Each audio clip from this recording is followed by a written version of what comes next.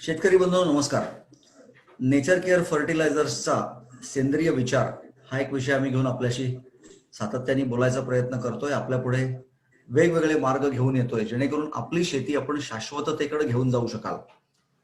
आज आमचा जो विषय आहे तो सेंद्रिय विचार भाग क्रमांक 3. मागच्या भागामध्ये आपण श्री अविनाश मोकाटे सरना भेटलो होतो आणि प्रकाश संश्लेषण हे आपण समजून घ्यायचा प्रयत्न केला. तत्पूर्वीच्या भागात आपण जमीन, ज्या जमिनीवरती पीक उभं असतं ती समृद्ध, तिचं आरोग्य कसं ठेवायचं, कसं टिकवायचं याविषयी आपण चर्चा केली होती. आज आपल्याकडे जी हस्ती आली आहे त्यांचं नाव डॉक्टर सतीलाल पाटील. डॉक्टर साहेबांचा अल्प परिचय करून देण्यापूर्वी आजचा जो विषय आहे तो कीड आणि रोग व्यवस्थापन, आणि या विषयामध्ये त्यांनी झोकून देऊन काम केलेलं आहे. त्यामुळे शेतकरी बंधूंना मार्गदर्शन करण्यासाठी मी त्यांना आमंत्रित केलंय. डॉक्टर साहेब, आपलं या नेचर केअरच्या सेंद्रिय विचार भाग 3 मध्ये स्वागत आहे. नमस्कार. नमस्कार सर, धन्यवाद मला इथे इन्व्हाइट केल्याबद्दल. नमस्कार नमस्कार. डॉक्टर सतीलाल पाटील यांची स्वतःची कंपनी आहे ग्रीन व्हिजन लाईफ सायन्सेस. पण कंपनीमध्ये उत्पादनं तयार करून ती शेतकऱ्याला विकणे किंवा शेतकऱ्यापर्यंत पोहोचवणे याही पेक्षा शेतकऱ्याला जास्तीत जास्त प्रशिक्षित करणे, तो शाश्वत शेतीकडे कसं जाऊ शकतो, खोलात जाऊन कशा पद्धतीने विचार करू शकतो याकडे त्यांनी झोकून देऊन अनेक वर्ष काम केलंय. डॉक्टर साहेब हे स्वतः MSc त्यांनी केलं पेस्टिसाइड मध्ये, त्यानंतर त्यांनी PhD केलं एन्व्हायरमेंटल सायन्स मध्ये, आणि पोस्ट PhD नॅनो टेक्नॉलॉजी या विषयामध्ये डॉक्टर साहेब काम करतात. अनेक देशांमध्ये ते आहेत, कार्यरत आहेत, त्यांची उत्पादनं जातात. कन्सल्टंट म्हणून ते अनेक कंपन्यांशी त्यांचे करार झालेले आहेत, तिथे जाऊन ते काम करतात. आफ्रिकेमध्ये केनिया, टांझानियामध्ये त्यांचा प्रेझेन्स आहे, तिथे ते उत्तम काम करतायत. गल्फमध्ये त्यांचा प्रेझेन्स आहे. साऊथ ईस्ट एशियामधले श्रीलंका असेल, व्हिएतनाम असेल, इथं त्यांचं कार्य मोठ्या प्रमाणात आहे. आपल्या लगतचे जे देश आहेत त्यामध्ये प्रामुख्याने इकडे श्रीलंका आणि वरती नेपाळ, इथं पण ते कार्यरत आहेत आणि स्वतः तळेगावमध्ये, पुण्यामध्ये बेस्ड आहेत. अत्यंत चांगल्या पद्धतीने शेतकऱ्यांना मार्गदर्शन करतायत आणि म्हणून डॉक्टर साहेबांना आम्ही आज या मुद्दाम कीड आणि रोग व्यवस्थापन या विषयामध्ये आपल्याशी हितगुज करायला बोलवलंय. डॉक्टर साहेब, आपण 1-2 मिनिटं आपल्याला काही बोलायचं असेल तर बोला, आणि मग आपण जे प्रेझेंटेशन दिलंय त्याचा स्क्रीन मी शेअर करतो आपल्या परवानगीने. थँक्यू. धन्यवाद बर्वे साहेब. हा छान प्लॅटफॉर्म आहे नेचर केअरने सुरू केलेला, आणि प्रशिक्षण हा सगळ्यात महत्वाचा विषय आहे. कारण प्रशिक्षण जोपर्यंत आपल्याला योग्य मिळत नाही तोपर्यंत आपल्याकडे रिसोर्सेस जरी अवेलेबल असले तरी आपल्याला त्याचा आउटपुट मिळत नाही. तर हा खूप सुंदर उपक्रम तुम्ही सुरू केला, आणि त्यातल्या त्यात तुम्ही मायबोलीमध्ये सुरू केला. कारण आपल्या भाषेत, आपल्या मायबोलीत मध्ये, मराठीमध्ये किंवा आपल्या ज्या गावरान भाषेमध्ये आपल्याला शास्त्रीय शिक्षण मिळणं हे खूप महत्वाचं आहे. ज्ञानेश्वरांनी मराठीत ज्ञानेश्वरी आणण्यामागचं कारणच ते. शेतकरी मित्रांना मी हेच सांगेन की आपला बळीचा बकरा नेहमी का गेला जातो, कारण किंवा आपण रिसिव्हिंग एंडला का असतो काय. कुठलंही संकट आलं तरी जो अन्नदाता आहे, जो बेसिक स्तंभ आहे ह्युमॅनिटीचा, तोच का अफेक्ट होतो. याला कारण आहे की आपल्याकडे आपण जो प्रोडक्ट उगवतो किंवा मॅन्युफॅक्चर करतो तर त्याच्यामधल्या अनसर्टनिटीज, आणि या अनसर्टनिटीजचा बऱ्याचदा आपल्याला कंट्रोल नसतो. आपण वादळावर कंट्रोल करू शकत नाही, आपण पावसावर कंट्रोल करू शकत नाही, आपण नॅचरल कॅलॅमिटीवर कंट्रोल करू शकत नाही. आणि त्याही पेक्षा जे रोग आणि कीड येतात तर याच्यासाठी तर आपण कंपन्यांवर किंवा अजून कुठल्या गव्हर्नमेंटच्या रिसर्च स्टेशनवर अवलंबून असतो. आपलं जे जुनं ज्ञान होतं, जे आपल्या आजोबा किंवा पंजोबा, खापर पंजोबा यांच्याकडे जमीन चांगली होती, वातावरण चांगलं होतं आणि त्याचं ज्ञानही चांगलं होतं, आणि सगळ्या पिढ्या, लहान मोठा, तरुण मुलगा सगळे शेतीतच राबायचे. त्याच्यामुळे हा फॅमिली बिझनेस होता. आता घरातल्या मुलाला अमेरिकेत जायचं आणि आई वडिलांना शेतात काम करायचं आहे, आणि या द्विधा मनस्थितीमुळे आपल्याकडे नॉलेजचा गॅप आला. अख्खं जग बदलत गेलं, वातावरण खराब होत गेलं, माती पाणी खराब होत गेलं. त्याच्यामुळे येणारी जी संकट आहेत, जशी आपल्या शरीराला डायबिटीज सारखे रोग पूर्वी कधी नव्हते, कॅन्सर नव्हता, एड्स नव्हता, वातावरण बदललं आणि आपण त्या रोगाला बळी पडलो, आणि आता आपण डॉक्टरासाठी कमवतो. म्हणजे आयुष्यभर आपण कमाई करतो आणि आयुष्याच्या शेवटी डॉक्टर म्हणतो की तू किती कमव, माझ्याकडे चालणार आहे पैसे शेवटी. सेम थिंग शेतीचं व्हायला लागलंय. शेतीमध्ये पण आपण इतके वेगवेगळ्या प्रकारचे केमिकल कधी आपण टाकले, त्याला काही आपण जबाबदार आहोत, काहीला आपण जबाबदार नाही आहोत. तर अशा आपल्या कंट्रोल मधल्या आणि कंट्रोल मध्ये नसलेल्या गोष्टींमुळे शेतीची सुपीकता खराब झाली आहे, वातावरण खराब झालंय, त्याच्यामुळे जे आपल्याला रोग माहित नव्हते ते नवीन नवीन रोग यायला लागलेत आणि त्याला कंट्रोल करायचं आपल्याला माहित नाही.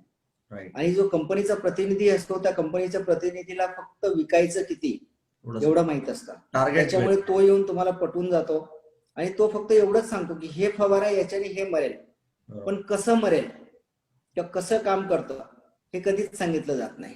आणि त्याच्यामुळे आपल्याला मुद्दाम हा नॉलेज गॅप तयार केला जातो आणि आपल्याला एखादी गोष्ट कशी होते हे माहित नसते, त्याच्यामुळे त्याचा आपल्याला त्रास होत असतो. जर तुम्हाला एक सोपं उदाहरण सांगतो, 1997च्या दिवाळीच्या सुट्टींमध्ये आम्ही एका मोठ्या कंपनीला एनपीव्ही व्हायरस प्रोडक्शन करून द्यायचो. तर ती कंपनी छत्तीसगडमध्ये हा प्रोडक्ट विकायची आणि आम्हाला कंप्लेन यायला लागला की तुम्ही जे औषध दिलंय त्याच्यामुळे ती अळी मरतच नाहीये स्पोडोप्टेराची. आणि ज्यावेळेस ह्या कंप्लेंट यायला लागल्या त्यावेळेस मी जॉब करत होतो. आमच्या बॉसने सांगितलं की प्रोडक्टचा रिझल्ट आल्याशिवाय परत यायचं नाही, तिथंच मुक्काम कर, महिने 2 महिने काय असेल ते. तिथं गेल्यानंतर लक्षात आलं की लोक हेलिओथिसला तो स्प्रे करत होता, ऍक्च्युअली तो एनपीव्ही व्हायरस होता स्पोडोप्टेरासाठी, चुकीच्या किडीलाच वापरत होते.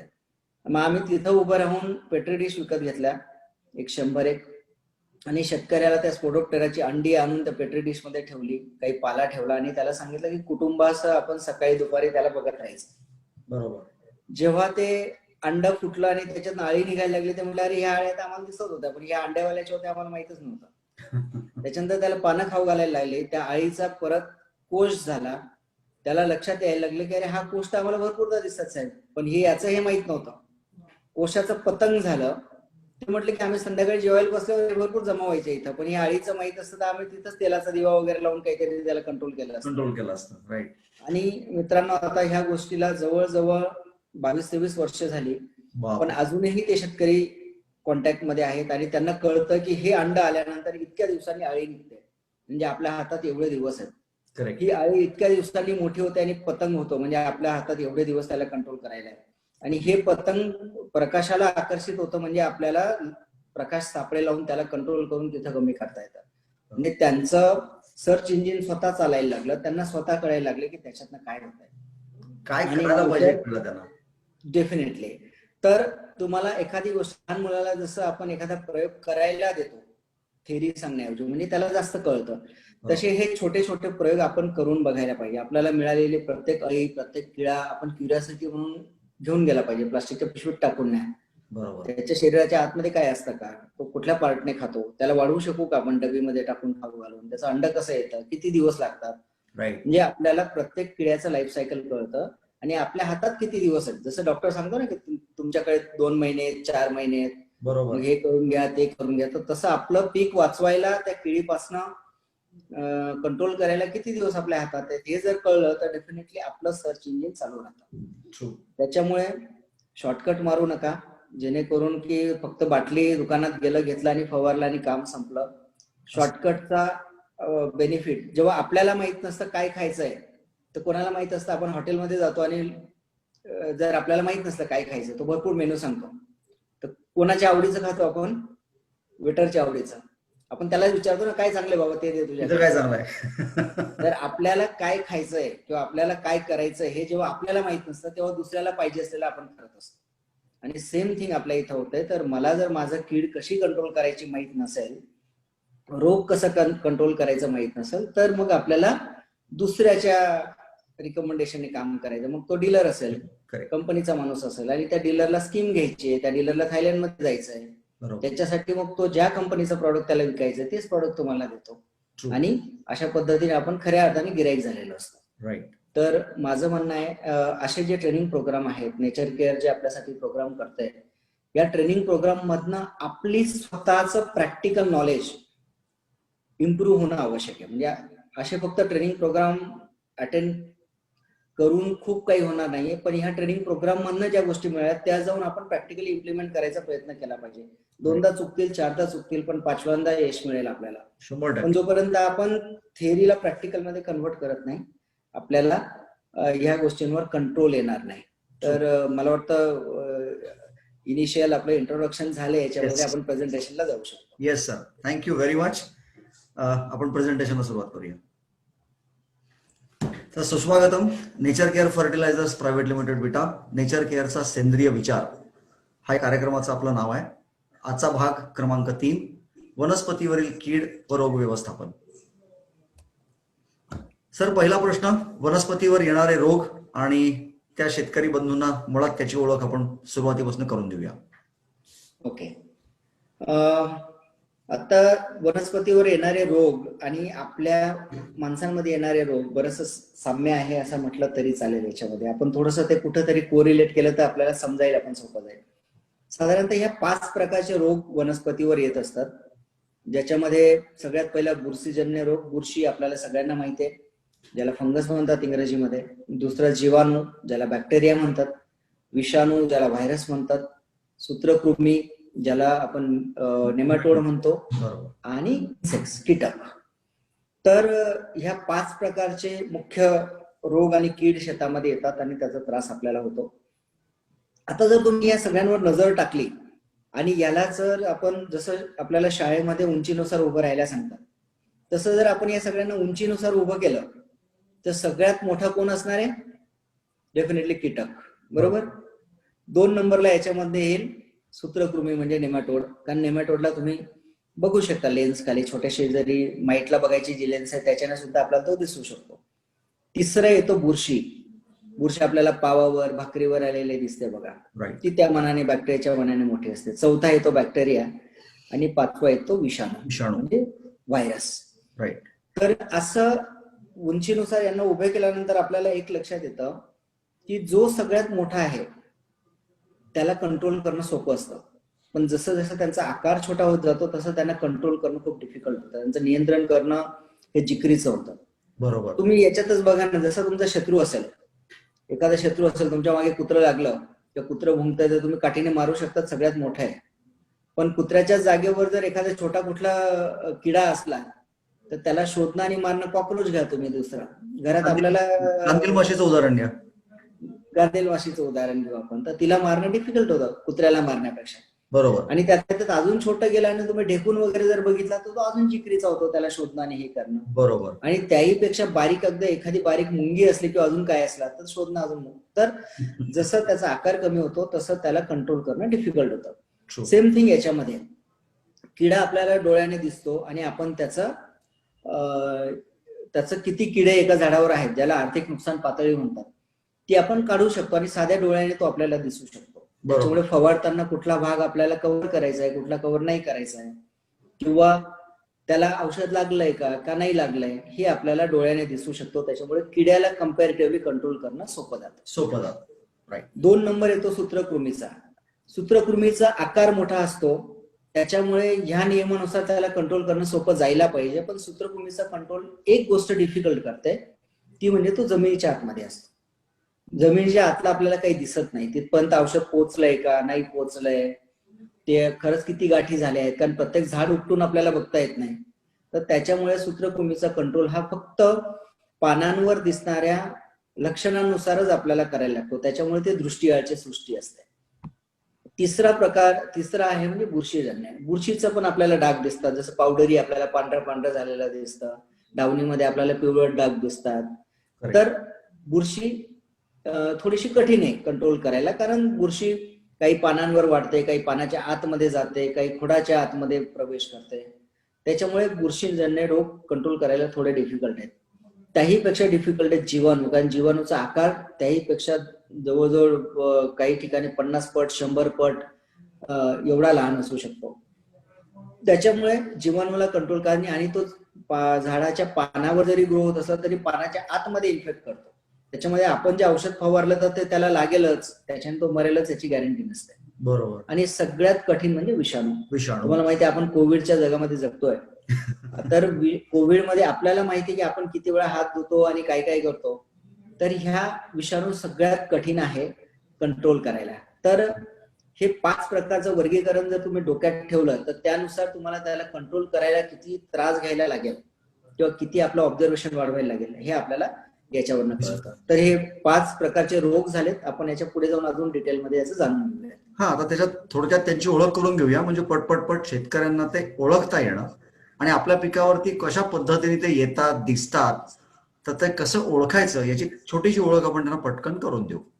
डेफिनेटली. बुरशीजन्य रोग. तर बुरशीजन्य रोग, जसं मी तुम्हाला सांगितलं की बुरशीजन्य हे मायक्रोबियल मध्ये सगळ्यात मोठा प्रकार आहे. मायक्रोबियल ज्याच्यामध्ये बॅक्टेरिया, बुरशी आणि व्हायरस येतात जनरली. तर बुरशीजन्य रोगांमध्ये वेगवेगळे प्रकार आहेत. तिथं शेकडो प्रकारच्या वेगळ्या वेगळ्या बुरशी आहेत. बुरशीजन्य रोग जे आहेत ते एक तर त्यांचं लक्षणं काय दिसतात त्याच्यावरनं ओळखले जातात, किंवा ते कुठल्या बुरशीमुळे होतात त्याच्यामुळे ओळखले जातात. आता याच्यामध्ये आपण बघितलं की anthracnose, fusarium, powdery, botrytis, downy mildew, rust, हे वेगवेगळी नावं आहेत. आता ही वेगवेगळी नावं कशामुळे केली आहेत? आता फॉर एक्झाम्पल पावडरी मिल्ड्यू म्हटलं तर पावडरी मिल्ड्यू हे बुरशीचं नाव नाहीये, हे त्या बुरशीने जे लक्षण दाखवलंय त्या बुरशीमुळे अशी पांढरी पांढरी पावडर सगळी झाडांवर, झाडाच्या पानांवर दिसते, म्हणून त्याला पावडरी मिल्ड्यू नाव हे इथे पावडर सारखं दिसतंय स्ट्रक्चर. पावडर सारखं दिसतंय डेफिनेटली. म्हणून तो पावडर. तर रस्ट जो त्याच्या खाली तुम्ही बघितला, रस्ट म्हणजे काय, की जसं लोखंडाला गंज लागतो आणि गंज लागल्यानंतर त्याला आपण झालं की अरे लोखंडाचं रस्टिंग झालं, गंजलं, तर रस्ट लक्षण दिसतं, राईट, म्हणून त्याला रस्ट नाव दिलं गेलंय. तर या पद्धतीने त्यांना नावं दिले गेलेत. किंवा काही ठिकाणी आता फ्युजारियम जर आपण बघत असाल तर इथं फ्युजारियम नावाची बुरशी असंच आहे. तर ती बुरशी डायरेक्ट झाडावर काम करते, पण त्याला वेगवेगळे विल्ट आहे, त्याला रूट रॉट म्हणतात फ्युजारियम मध्ये होणाऱ्याला. तर असे वेगवेगळ्या त्याच्या लक्षणानुसार नावं दिले गेली आहेत, किंवा ते कशामुळे होतो त्या बुरशीमुळे नावं दिली गेली आहेत. आता बुरशीजन्य रोगांचं जनरली काय असतं, बुरशी ही बुरशीचे प्रकार असतात की काही बुरशा त्यांच्या ते कशा पद्धतीचं बीजाणू म्हणजे स्पोर तयार करतात, किंवा त्याचा मायसेलिया म्हणजे त्याचा जो धागा आहे तो कशा पद्धतीने असतो. मग तो असेक्शुअल म्हणजे त्यांच्यामध्ये मेल फिमेल असतात का बिना मेल फिमेलचं एकच झाडाच्या याच्यावर, असेक्शुअल एक सेक्शुअल आहे, रिप्रोडक्शन म्हणजे ते कशा पद्धतीने प्रजनन करतात, भरपूर याच्यावरनं प्रकार पडतात. पण जर अगदी साध्या आणि सोप्या भाषेत सांगायचं झालं तर बुरशी ही धाग्यांनी बनलेला एक जीव आहे जो बीजाणू तयार करतो. म्हणजे जसं आपल्याला कणीस तयार होतं तशा प्रकारचं छोटं कणीस तयार होतं आणि त्याच्यावर बारीक बारीक त्याचे स्पोर्स म्हणजे बीजाणू तयार होतात. आणि ते बीजाणू हवेने किंवा पाण्याने किंवा माणसांद्वारे पसरवले जातात आणि त्याच्यानुसार हा रोग पसरतो. आता हा रोग साधारणतः होतो कुठं, तर बुरशीचे जे रोग आहेत ते जनरली जिथं मॉइश्चर खूप आहे, ह्युमिडिटी खूप आहे किंवा थंड वातावरण आहे, अशा पद्धतीच्या वातावरणामध्ये वातावरणावर तरी सुद्धा जास्त बुरशीजन्य रोग येतात. बुरशीजन्य तर या पद्धतीच्या याच्यामध्ये बुरशीजन्य रोग हे जास्त प्रमाणामध्ये येतात.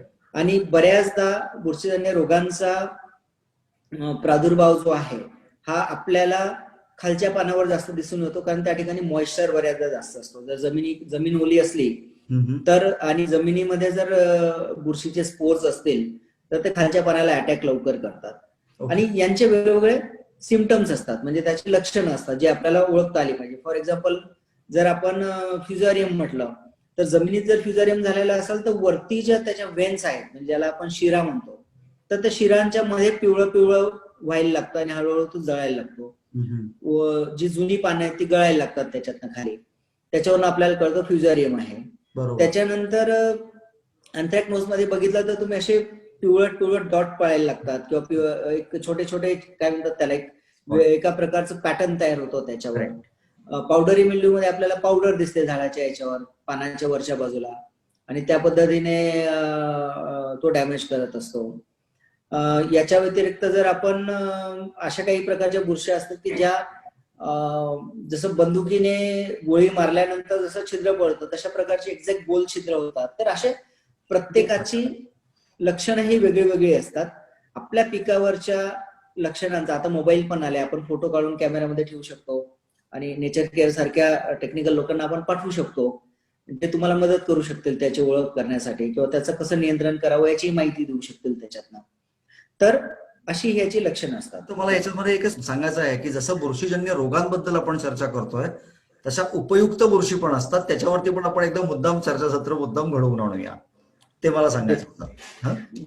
डेफिनेटली. आणि तुमचं इथं बऱ्याचदा शास्त्रीय जे शब्द आहेत त्या शास्त्रीय शब्दांमुळे गडबड व्हायची शक्यता आहे. फॉर एक्झाम्पल व्हर्टिसिलियम विल्ट म्हणजे व्हर्टिसिलियम डायली नावाची एक बुरशी असते, त्याच्यामुळे विल्ट होतो. जसं फ्युजारियम याच्यामुळे होतो, अँथ्रॅकनॉजमुळे होतो किंवा डाउनीमुळे होतो. तर तो फ्युजारियम, तो जो व्हर्टिसिलियम आहे तो घातक आहे पिकांसाठी. बरोबर. पण सेम व्हर्टिसिलियम लेकानी नावाची दुसरी बुरशी आहे, नाव सेम आहे पण ती Verticillium दुसरी lecani. बुरशी आहे.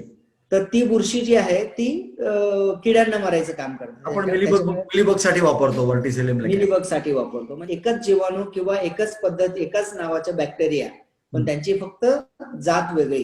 तर त्याच्यामुळे एक फायदेशीर आणि एक नुकसानदायक असू शकतो. तर बऱ्याचदा कन्फ्युजिंग गोष्टी असू शकतात. तर आता यांचा बुरशीजन्य रोगांचा कंट्रोल कसा केला गेला पाहिजे? कुठल्याही रोगाला साधारणतः 3 पद्धतीचा कंट्रोल हा असतो. पहिला म्हणजे कल्चरल कंट्रोल, दुसरा म्हणजे केमिकल कंट्रोल आणि तिसरा म्हणजे बायोलॉजिकल कंट्रोल. तर बुरशीजन्य रोगामध्ये कल्चरल कंट्रोल हा असा असतो की जे डेब्रीज आहेत किंवा जे अवशेष आहेत, पानं, खोडं, मुळं झाडामध्ये असतील, त्याला व्यवस्थित गोळा करून बाहेर न्यायचं आणि त्याला डिस्ट्रॉय करायचं. कारण त्याच्यामध्ये जे बीजाणू अवेलेबल आहेत ते बीजाणू त्याच्या पुढे जाऊन इन्फेक्शन करू शकतात. किंवा जर आपल्या शेतामध्ये व्यवस्थित मल्चिंग असेल तर मात्र त्याच्यावर तुम्ही ट्रायकोडर्मा, सुडोमोनास आणि बाकीच्या गोष्टी स्प्रे करून त्याला तुम्ही कंट्रोल करू शकता. म्हणजे त्याचे बीजाणू तिथल्या तिथं मरते. ठीक आहे. तर किंवा रेझिस्टन्स व्हरायटीज येतात बऱ्याचशा ठिकाणी की ज्या व्हरायटीजला रेझिस्टन्स असतो त्या रोगाला, तर ते आपण याच्यातनं आणू शकतो. दुसऱ्या याच्यामध्ये आपण क्रॉप रोटेशन आणू शकतो. म्हणजे पिकाचं फेरपालट करणं, की यावेळेस जर त्या रोगाला बळी पडणारं पीक आपण केलं असेल तर दुसऱ्या वेळेस टोटली वेगळं पीक आणायचं, जेणेकरून की ते जे बीजाणू आहेत ते नष्ट होतील आणि त्याच्या पुढच्या पिकामध्ये आपल्याला परत येता येईल. त्याच्यानंतर सेकंड याच्यामध्ये त्याचा रासायनिक कंट्रोलमध्ये भरपूर रासायनिक कीटकनाशके अवेलेबल आहेत जे आपण वापरू शकतात. पण मी सजेस्ट नाही करणार की आपला बाकीच्या कल्चरल आणि बायोलॉजिकल मधूनच एवढा सुंदर कंट्रोल झाला पाहिजे की केमिकल्सवर आपल्याला जायची पाळी द्यायला नको. आणि तिसरा जो प्रकार आहे तो बायोलॉजिकल. तर बायोलॉजिकल मध्ये ऑर्गॅनिक किंवा मायक्रोवेल बुरशीनाशक भरपूर अवेलेबल आहेत. ज्याच्यामध्ये सुडोमोनास आहे, त्याच्यानंतर ट्रायकोडर्माच्या जवळजवळ 40 वेगळ्या स्पेसीज अवेलेबल आहेत. तर या पद्धतीचा आपण जर सॉइल मध्ये किंवा स्प्रे मध्ये वापर केला तरी सुद्धा आपल्याला लॉंग टर्म मध्ये त्याचा कंट्रोल चांगल्या पद्धतीने मिळू शकतो. किंवा फॉस्फॉनिक ऍसिड हा जो घटक आहे जो आता ऑर्गॅनिक मधनं काढलाय रादर आणि जो केमिकल मध्ये त्याचं वर्गीकरण केलं गेलंय, पण तरी तो एक सेफर मॉलिक्यूल आहे जो प्लांट मध्ये जे फायटोऑलिक्झिन्स असतात म्हणजे त्याची जी इम्युन सिस्टीम वाढवायचं काम करत असतं. तर त्या पद्धतीचे फॉस्फोरिक ऍसिडचे प्रोडक्ट्स आपण याच्यामध्ये वापरू शकतो. सर, द्राक्ष बागायतदार आमच्याकडे जे आमच्या भागात आहेत किंवा आमची पूर्वी द्राक्ष बाग होती, आम्ही एप्रिल छाटणी ते ऑक्टोबर छाटणीपर्यंत बोर्डो वापरायचो. कोवळी पानं असतील तर निवळीचा बोर्डो, पानं जून झाली तर ढवळीचा बोर्डो म्हणजे 1% बोर्डो, 1 किलो चुना, 1 किलो मोरचूद आणि 100 लिटर पाणी म्हणजे 1% बोर्डो आम्ही मारायचो. तर या बोर्डोचा पण आपण निश्चितपणे उपयोग करू शकतो बुरशीजन्य रोगांचा अटकाव करण्याकरता. डेफिनेटली बोर्डो मिक्सर डेफिनेटली खूप जुनं काय म्हणतात त्याला रिमेडी आहे. माझ्या ह्याच्यातनं सुटलं रादर ते. तर कॉपर हा जो आहे, आयनिक कॉपर जो असतो तो डायरेक्टली बॅक्टेरियल किंवा फंगल याला फायदेशीर असतो. तर बोर्डो मिक्सर निश्चितच उपयोगाचा आहे आणि केमिकलला जायच्या अगोदर डेफिनेटली बोर्डोचा पर्याय हा चांगला आहे. बोर्डो मिक्सर, बर्गुंडी मिक्सर, कॉपर हे असं, इव्हन सल्फरचाही फायदा याच्यामध्ये बऱ्यापैकी होतो. तर सल्फरमध्ये आपल्याला जे कमर्शियली सल्फर मिळतात तोही वापरता येऊ शकतो किंवा बरेचसे आता जे बायोगॅस मधनं गॅस बनवणारे जे युनिट्स आहेत तर तिथं बराचसा सल्फर, ऑर्गॅनिक सल्फर तयार होत असतो. तर आपल्याला आणता आला तर त्याचं सरळ सोल्युशन करायचं, त्याच्यामध्ये सर्फॅक्टंट वापरायचा आणि सरळ स्प्रे करायचा. तर त्याचाही सुंदर फायदा हा फंजिसाइड म्हणून करता येतो. पावडरी मिल्ड्यूचा कंट्रोल करण्यासाठी अजून 2 घरगुती उपाय आहेत. ओके. पहिले म्हणजे दूध आणि आपण त्याच्यामध्ये ताक वापरू शकतो. बरं. आणि जो खाण्याचा सोडा आहे हा खूप सुंदर फंजिसाइड म्हणून काम करतो आणि पावडरी मिल्ड्यूला तो 1938 साली लोकांनी वापरून त्याचे भरपूर रिझल्ट नोंदवलेत आणि सायंटिस्टने एवढं जुनं काम त्याच्यावर केलंय. तर सुरुवातीच्या याला आपण खाण्याचा सोडा जरी फवारला तरी अर्ली स्टेजला आपल्याला छान कंट्रोल मिळू शकतो त्याचा. सुरेख. बोर्डो बद्दल मी एक इंटरेस्टिंग गोष्ट ऐकली, ती मुद्दाम नमूद करावीशी वाटते. आता ते रेफरन्स माझ्याकडे आज नाहीये पण मी ऐकलंय काय ते सांगायचा प्रयत्न करतो. बोर्डो नावाचं म्हणे ते गाव आणि ते विद्यापीठ तिथे, आणि तिथे द्राक्षबाग होती आणि जाता येता मुलं शाळेतनं जाणारी त्या द्राक्ष बागेतली द्राक्ष तोडू नयेत म्हणून तिथल्या त्या शिपायांनी म्हणे, कदाचित ती म्हणजे त्याला आपण काय म्हणू, एक स्टोरी पण असू शकते, माहित नाही, तर त्यांनी म्हणे चुना आणि मरसूद एकत्र करून ते रंग निळा दिसतोय म्हणून फवारलं, जेणेकरून मुलं ते खाणार नाहीत.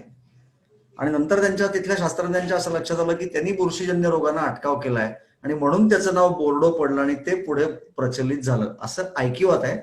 फॅक्ट मला माहित नाहीये, पण एक जाता आता आठवलं म्हणून मी मुद्दाम नमूद केलं.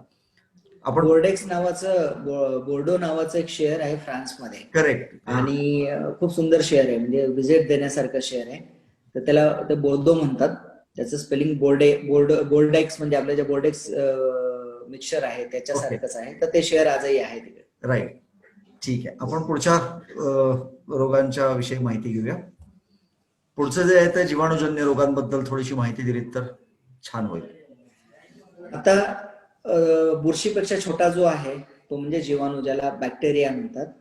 तर बॅक्टेरियामध्ये भरपूर प्रकार आहेत त्याच्यामध्ये. आता आपल्याला जे स्किनवर दिसतंय लिप स्पॉट, ब्लाइट आणि बॅक्टेरियल स्पॉट ऑन टोमॅटो, आता हे काही उदाहरणं आहेत. आता याच्यामध्ये तसंच आहे की त्याच्या लक्षणांवरनं होणारं वर्गीकरण आणि कुठल्या बॅक्टेरियामुळे तो रोग झाला त्याच्यामुळे होणारं वर्गीकरण.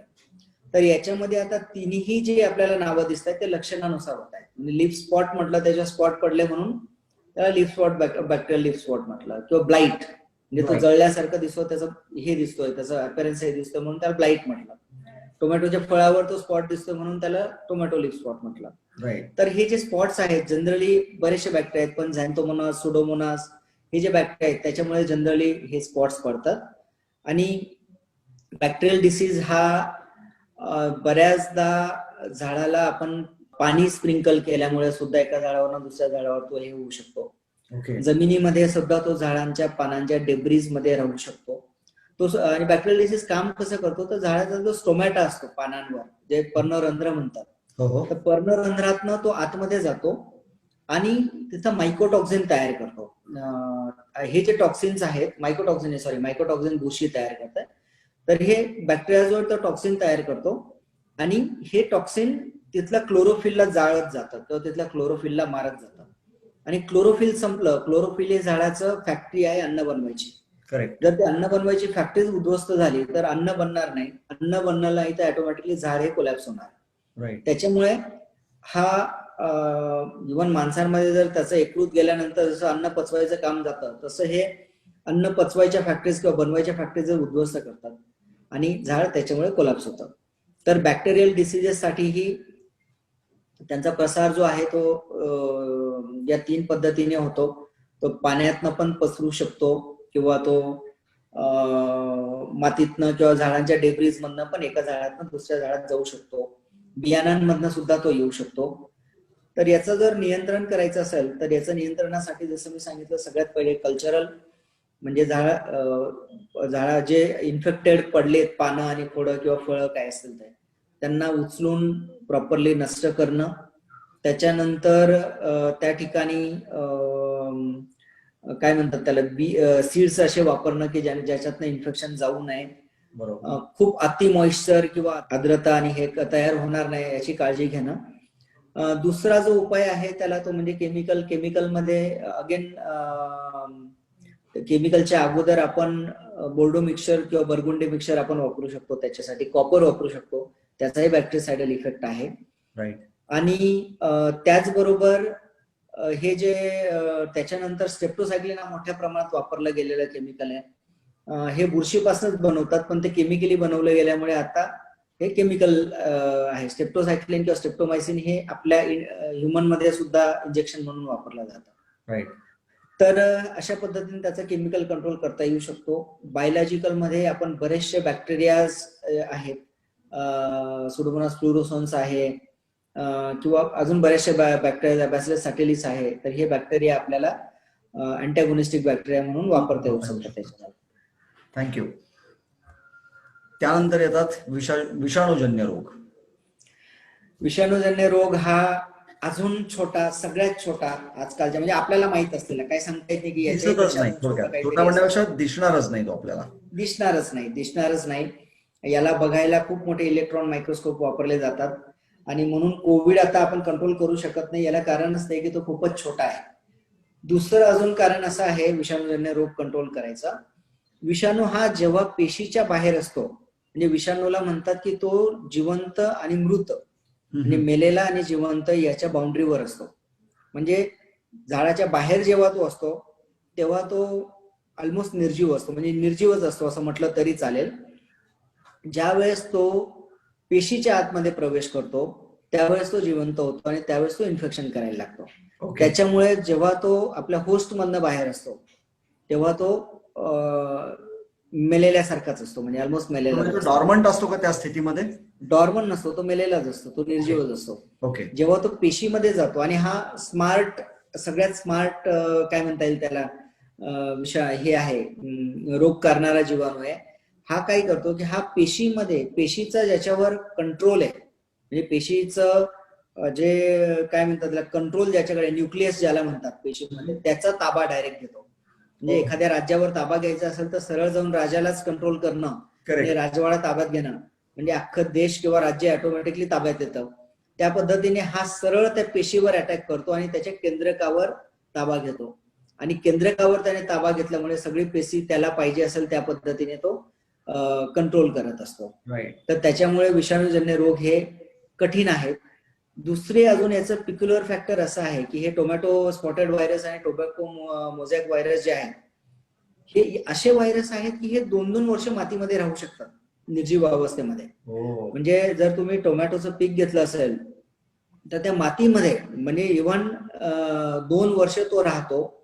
बिड्यांच्या याच्यामध्ये जे टोबॅको मध्ये, तंबाखूमध्ये जो येतो, तर त्याचे क्युरिंग प्रोसेसमध्ये पण तो जिवंत राहतो. म्हणजे त्याच्या ज्या विड्या बनवतात, विड्यांच्या तंबाखूची क्युरिंग प्रोसेस आहे, त्याच्यामध्ये पण तो जिवंत राहतो. आणि त्या विडीतनं तो जर शेतातले कामगार तशा विड्या फुंकत असतील आणि त्या चुरगळलेल्या विड्या जर शेतात पडल्या तर त्याच्यातनं पण तो व्हायरस जाऊ शकतो, असंही रिसर्च अंती लक्षात आलंय. तर त्याच्यामुळे शेतामध्ये धूम्रपान करणारा माणूस पण जायला नको, किंवा विड्यांचे आणि सिगरेटचे थोटके पण शेतामध्ये जायला नको, व्हायरस त्याच्याने आपल्या याच्यामध्ये येऊ शकतो. तर म्हणूनच कदाचित जिथे सीड प्लॉट्स असतात तिथे धूम्रपान निषिद्ध क्षेत्र असा बोर्ड मी बघितलेला आहे. तर त्याचं कारण तेच कदाचित असू शकेल की तो कदाचित व्हायरस त्या टोबॅको मधनं, त्या तंबाखूतनं पुन्हा येण्याची शक्यता असते, आणि म्हणून सीड प्रोडक्शन जिथे केलं जातं तिथे तो टोबॅको फ्री झोन असतो. बरोबर आहे काय?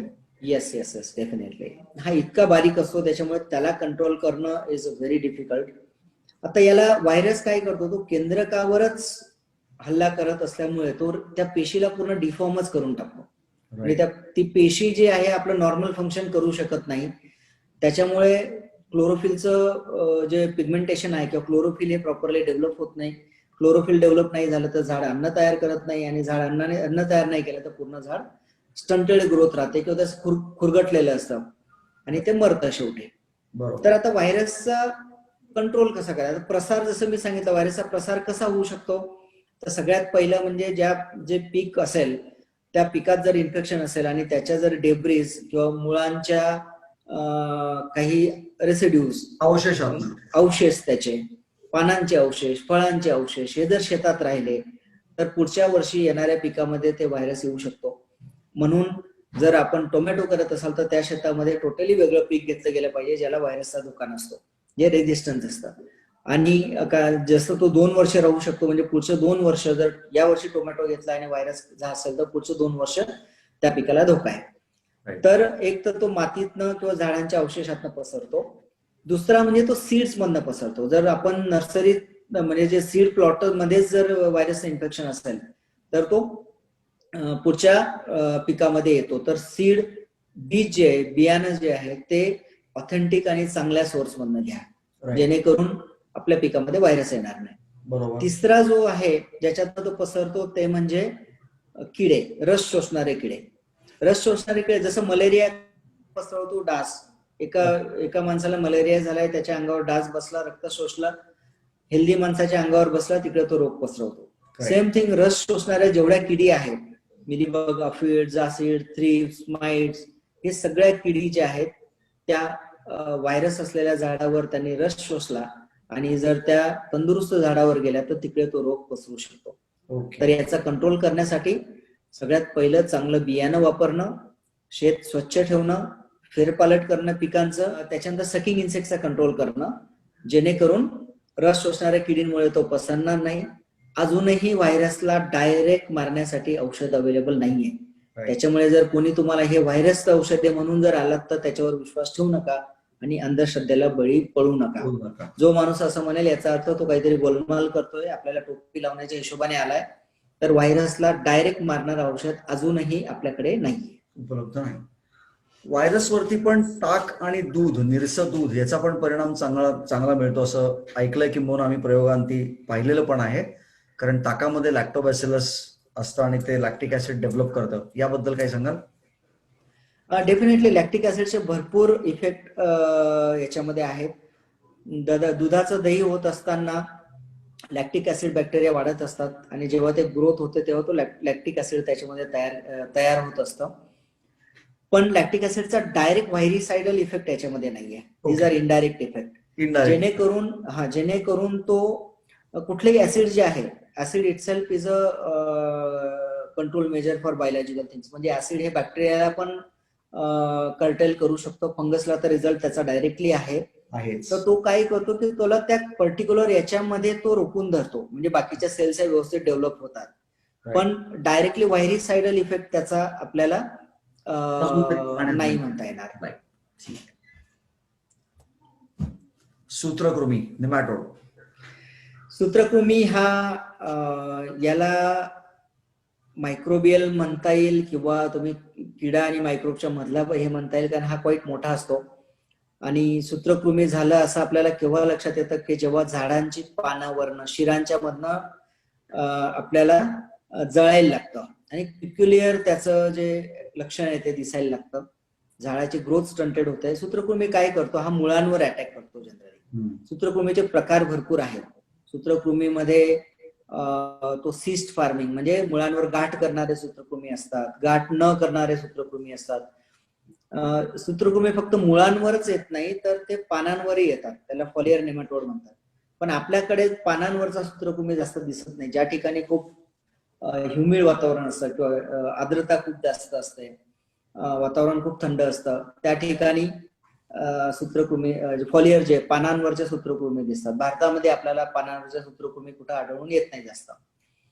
तर सूत्रकृमी काय करतात की ते मुळांमध्ये घुसतात आणि मुळांमध्ये त्यांनी एंट्री केल्यानंतर ते त्या ठिकाणी अंडी टाकतात. ती अंडी तिथं फुटतात. मुळांमध्ये गेल्यानंतर पहिले ते सिस्ट करतात, म्हणजे स्वतःचं घर बनवतात. ते तिथं अंडी टाकतात, ती अंडी फुटतात आणि ती परत मुळांना काय म्हणतात त्याला जखमा करत त्याच्यामध्ये सिस्ट बनवत हे करत राहतात. तर अशा पद्धतीने हा मुळांचं जे नेटवर्क आहे ते खराब करतं. आणि मुळं जर गेली, झाडाची मुळं ही पाणी आणि अन्नद्रव्य उचलण्यासाठी म्हणजे न्यूट्रिएंट उचलण्यासाठी जमिनीत महत्वाचं काम करतात. आणि त्याचबरोबर झाडाला फाउंडेशन द्यायचं, घराच्या पायाचं काम पण ते करत असतात. तर जेव्हा रूट खराब झाली, रूटची सिस्टीम खराब झाली, तर डेफिनेटली अन्न उचलणं कमी झालं आणि झाड त्याच्याने कमजोर होतो. बऱ्याचशा ठिकाणी, काही ठिकाणी तर अक्षरशः एकर आणि एकर पिकं जे त्याच्यामुळे नष्ट होतात. तर सूत्रकृमी आपण जर त्या गाठी घेतल्या आणि पाण्यामध्ये जर आपल्याकडे काचेचा एखादा ग्लास घेतला आणि त्याच्यामध्ये ती गाठ व्यवस्थित पाण्याने धुवून तिची माती काढून टाकली आणि त्या गाठीला जर आपण क्रश करून पाण्यामध्ये टाकलं आणि आपल्याकडे माईट बघायचा जो छोटा भिंग असतो घरातला, त्या भिंगाने जरी आपण ग्लासावरनं बघितलं तरी तो जे जंत असतात त्या जंतासारखा पोहताना पाण्यामध्ये आपल्याला दिसतो, जंतासारखाच असतो आणि लिटरली तो काही मिलीमीटर आकाराचा असतो, म्हणजे आपल्याला दिसतो त्याच्यातनं तो पोहताना पाण्यामध्ये. तर सूत्रकृमी आहेत अशा हे आपल्या शेतामध्ये आपल्यालाही अनालाइज करता येतं. सूत्रकृमींसाठी कंट्रोल असा आहे, सूत्रकृमींसाठी जर कल्चरल मध्ये आपण जर बघत असाल तर कल्चरल मध्ये रेजिस्टंट क्रॉप लावणं किंवा फेरपालट करणं किंवा ज्या याच्यामध्ये सूत्रकृमीचा प्रादुर्भाव होता नांगरट करून त्याला उन्हाला एक्सपोज करणं, जेणेकरून सूर्यप्रकाशामध्ये ते हे होईल. त्याच्यानंतर झेंडूचे फुलं जे आहेत ते सूत्रकृमीला खूप उपयोगी असतात. तर झेंडूचा जो सेकंडरी मेटाबोलाइट्स म्हणतात त्याच्या मुळातनं, पानातनं आणि फुलातनं, तर तो उपयुक्त असतो सूत्रकृमींमध्ये. जर ते आंतरपीक म्हणून जर आपण ते लावलं तर डेफिनेटली सूत्रकृमीच्या पेशंट कंट्रोलला चांगले आहे. झेंडूचं पीक हे लावावंच असं तुमचं सजेशन आहे. येस. राईट. तर याच्याने सूत्रकृमी चांगला कंट्रोल होऊ शकतो. त्याच्यानंतरचा कंट्रोल आला केमिकल. भरपूर केमिकल्स अवेलेबल आहेत, पण अगेन मी केमिकल वापरा असं सांगणार नाही. त्याच्यानंतर तुम्ही अगदी झेंडूच्या पिकांसारख्या पिकांचा किंवा कडुलिंब किंवा काही प्रकारचे तेल, इसेन्शियल ऑइल याचं जर ड्रेंचिंग केलं तरी सूत्रकृमीला त्याचा चांगला कंट्रोल मिळतो. या केसमध्ये जर आपल्याला सिनामॉन म्हणजे काय म्हणतात दालचिनी ना, हो बरोबर, दालचिनीचा एक्स्ट्रॅक्ट जर आपल्याला वापरता आला किंवा तेल जर आपल्याला वापरता आलं तर त्याचाही खूप सुंदर रिझल्ट हा सूत्रकृमीच्या अगेन्स्ट असतो. शेंगदाण्याच्या तेलामध्ये एक पर्टिक्युलर केमिकल असतं आणि त्या केमिकलचा खूप सुंदर इफेक्ट हा सूत्रकृमींवर होत असतो. जर आपल्याला खूप नाही जास्त टाकलं तर मुळं जळू शकतील किंवा झाडाला त्याचा हे होऊ शकेल, पण अगदी एखादा टक्का वगैरे शेंगदाण्याचं तेल तुम्ही जे वापरत असाल त्याच्यात टाकून जर हे केलं तर डेफिनेटली त्याचा बेनिफिट आपल्याला मिळेल. त्याच्यानंतर अजून एक गोष्ट की हे कुठल्याही गोष्ट सूत्रकृमीसाठी वापरत असाल तर त्याच्यामध्ये पेनेट्रेटिंग एजंट किंवा स्प्रेडर वापरायला विसरू नका. कारण सूत्रकृमी हा जमिनीच्या आतमध्ये असतो, मुळामध्ये असतो आणि तिथपर्यंत औषध पोहोचवायला आपल्याला कुठलं तरी व्हेइकल पाहिजे असतं. त्याच्यासाठी पेनेट्रेटिंग एजंट हे खूप आवश्यक आहेत. ते जर याच्यामध्ये टाकलं तर आपल्या औषधाचा इफेक्ट हा कितीतरी पटीने वाढत असतो. तर कारण हे जे पेनेट्रेटिंग एजंट किंवा स्प्रेडिंग एजंट असतात हे झाडाच्या मुळाला पकडून खाली आतमध्ये पेनेट्रेट होत असतात आणि शेवटच्या तंतू मुळापर्यंत ते आतमध्ये झिरपत जातात. बरोबर. तर त्याच्यामुळे ते वापरणं आवश्यक आहे. याच्यामध्ये सूत्रकृमीचा कंट्रोल करण्यासाठी आपल्याला जर कमी कुजलेलं, कारण बऱ्याचदा अर्ध कच्चं शेणखत टाकल्यामुळे सूत्रकृमी वाढतो शेतामध्ये. जर अर्ध कच्चं शेणखत आपण टाकलं नाही, व्यवस्थित कुजलेलं शेणखत टाकलं तर सूत्रकृमी आपण त्याच्यातनं संख्या त्याची कमी करू शकतो. बायोलॉजिकल मध्ये बॅसिलिओमायसिस पण एक ऑप्शन. सूत्रकृमीमध्ये बायोलॉजिकल साठी ऑप्शन्स आहेत. बॅसिलोमायसिस लिलियासिनस किंवा बॅसिलोमायसिस फिमोसोरोसियस ज्या बुरशी आहेत ती बुरशी सूत्रकृमीवर काम करते, त्याच्यावर कॉइलिंग करते, त्याला इन्फेक्ट करते आणि मारते. पण त्याच्या व्यतिरिक्त अगदी ट्रायकोडर्मा सुद्धा चांगल्या प्रमाणात असलं तरी ती सूत्रकृमीला अटकाव करते शेतीमध्ये. आणि त्याचबरोबर एंटोमोपॅथोनिक फंगस ज्या आहेत, ज्या किड्यांना रोग करणाऱ्या बुरशी आहेत, त्या पण सूत्रकृमीला काम करतात. पण आजच्या घडीला सगळ्यात जर जास्त कोणाला प्रसिद्धी मिळाली असेल किंवा हे झालं असेल तर ते बॅसिलोमायसिसला आहे. तर बुरशीजन्य जे कीटकनाशक आहेत ते पण छान काम करू शकतात सूत्रकृमी. शेतकरी बंधूंनो, आजच्या या नेचर केअरचा सेंद्रिय विचार या भाग क्रमांक 3 मध्ये आपण डॉक्टर सतीलाल पाटील यांच्याशी गप्पा मारतोय. आत्तापर्यंत आपण एकूण 5 प्रकार किडीचे आज आपण बघतो आहोत, म्हणजे कीड आणि रोगांचे. त्यापैकी आपण सूत्रकृमी इथपर्यंत आपण येऊन थांबलेलो आहोत. आजचा भाग आम्ही इथंच संपवतो आहे. पुढील भागामध्ये पिकावरती ज्या रसशोषक किडी ज्या येतात, ज्याला आपण सकिंग पेस्ट म्हणतो, तिथून आपण सुरुवात करणार आहोत. आणि त्यानंतर शेतकरी मित्र आमचे घरच्या घरी काय उपाय करू शकतात, कीड नियंत्रण व रोग व्यवस्थापन कसं करू शकतात याबद्दल आपण बोलणार आहोत. तर पुन्हा भेटूया पुढील सोमवारी नेचर केअरचा सेंद्रिय विचार भाग क्रमांक 3 मध्ये डॉक्टर सतीलाल पाटील यांच्यासोबत. तोपर्यंत धन्यवाद.